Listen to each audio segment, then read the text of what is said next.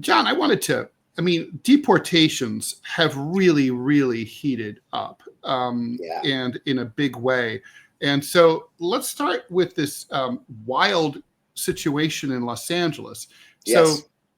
So yesterday there was a raid by ICE at what appears, I guess it's a piecework plant, like basically. These ICE showed up, they burst in, and they demanded papers from all the people who were working there. Anybody who could prove they were a U.S. citizen was allowed to leave. Everyone else was arrested. Things got spicy fast. Yes. It's by the way, one of the things I love about Los Angeles is that there is a no shits given kind of culture when it comes to confronting like fascist authoritarianism. And I mean, you know, like, so I'm not going to get into my whole LA Times thing, but it all boiled down initially to a jaywalking stop back in 2001. And like, as soon as I was arrested for jaywalking, handcuffed. I was ticketed once for jaywalking. Yeah, it's crazy how they do that. And I wasn't even jaywalking, which is the funny part, because I'm a New Yorker. I jaywalk all the time. But I wasn't. It was just like, anyway, I'm handcuffed there, getting roughed up by this cop. And then all this crowd of people immediately gathered around. It was pre-cell phones. But they all gathered to witness. And I came to learn in Los Angeles, that's part of the culture.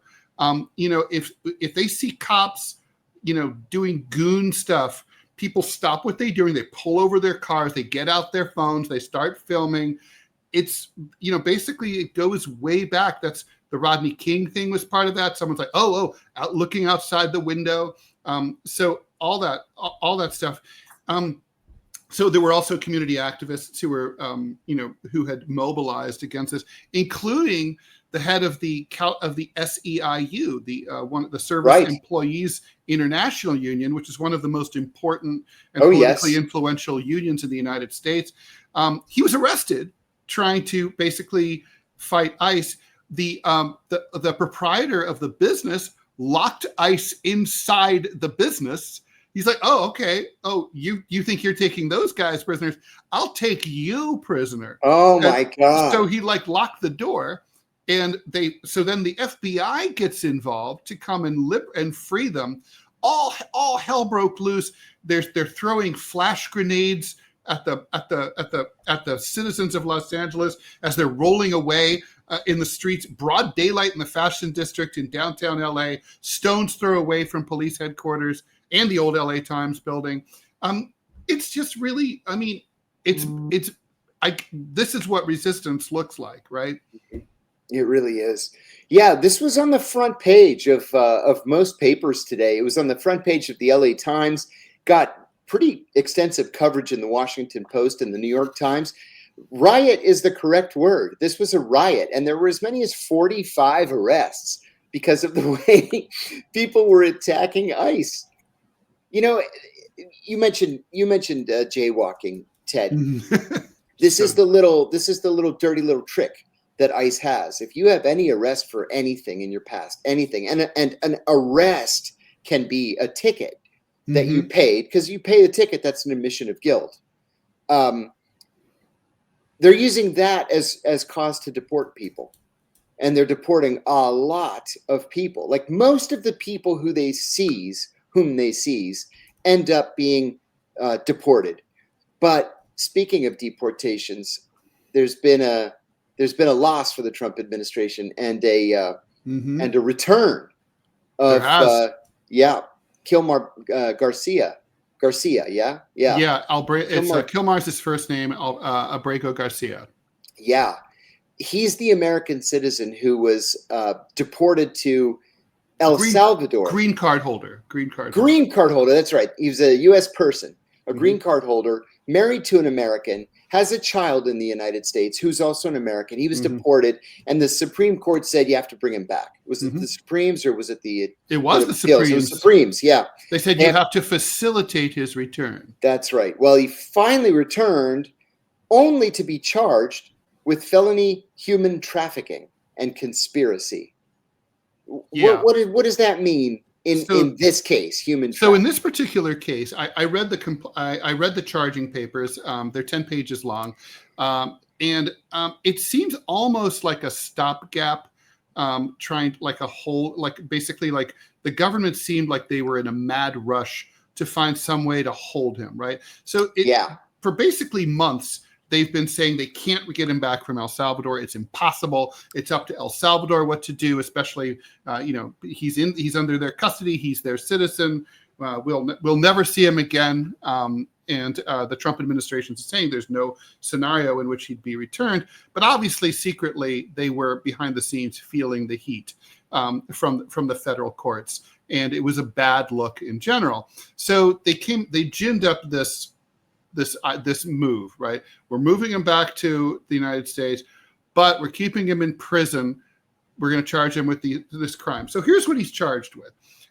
They're claiming that he is a member of MS-13, has been, and if you read the charging papers, somewhere between, it's a vast range of years. It's like 13 years. Somewhere between this 13-year span, he did this thing. He faces one count of, he was pulled over driving a car with, I guess, 9 other dudes, foreigners.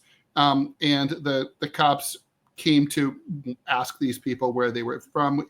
His explanation was, I'm driving them from a construction site, I think in St. Louis, back east. And but when the authorities looked into it, they claimed that license plate scanning software, which are deployed by police departments all over the United States, proved that he was nowhere near, that he was several states away, that they don't think that car was in St. Louis. And so they're suspecting that he was moving illegal immigrants from point A to point B, which is technically human trafficking or drug smuggling. He faces 5 years for each one. So he would, or even 10 years for each one. So he theoretically could go to prison for the rest of his life. Now, the thing is, John, you and I both know how to read these things. And, sometimes they've got you dead to rights and sometimes they don't. And I've got to say, there's enough reasonable doubt to, drive across state lines, through. There's just nothing. I mean, I'd say, gang member, there's no evidence presented whatsoever. I mean, I suppose that could come up at trial. And there's no, and in terms of our license plate readers say that you weren't in St. Louis. That doesn't mean you weren't in St. Louis. It's like the absence of evidence is not evidence of absence. And so as Rumsfeld used to like to say, although he didn't make it up. So I don't know. I mean, I think how this is. When the federal government decides to come down on you, they're not going to make it right. They're never going to admit, we fucked up. We shouldn't have sent this guy. Our bad. We apologize. Go with God, back to your family, and maybe here's $100,000 for your trouble. They don't do that. No way. They double, triple, quadruple down. And that's what's going on here, as far as I can tell. I mean, it's a bad look, I think, for the government. Interestingly also, I don't know if the Trumpies think about this very much, but part of the narrative of the Trump return was, we've been conservatives, and me personally, the president, have been, basically the victims of a weaponized state that was used unfairly against us. I would argue that they were right. And then, but this is exactly the kind of behavior that people don't like. And sure, a lot of people don't want to see foreigners here. Nativism and xenophobia are rampant. But do you really? It just seems like cheating. And who was it? It was Richard Nixon's agriculture secretary, and his name escapes me right now. But he said at the end of a long federal trial, in which he won and was acquitted, he said, "So now who do I see about getting my reputation back?" And that's the situation that people who win in the federal courts find themselves in. Because a trial probably cost you at least $1 million, maybe well north of $1 million. They've charge stacked. So you had to fight not just one felony count, but 10, 15, 20 felony counts. You've won. But so what? Because you're broke and ruined and you have to start all over again.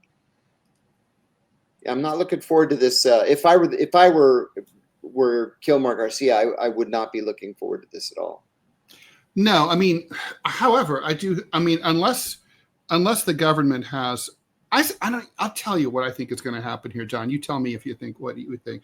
I think what's going to happen is they're going to drag this out. They're going to keep him miserable. They'll keep him on ice, no pun intended. And at some point, right, a day before the trial, they're going to drop all the charges and let him walk because they don't have anything. And I think they're going to look stupid. I think you're exactly right. Just like they did with Tom Drake.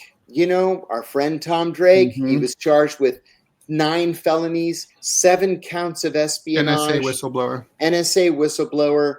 And literally the night before the trial began, they dropped all the charges. And what they did is they called Tom Drake's lawyers and said, we'll drop all the charges if he takes a plea to a misdemeanor so we can save face. So his lawyer, this is a terrible story, but his lawyer said to him, Tom, think of something you must have done that was illegal.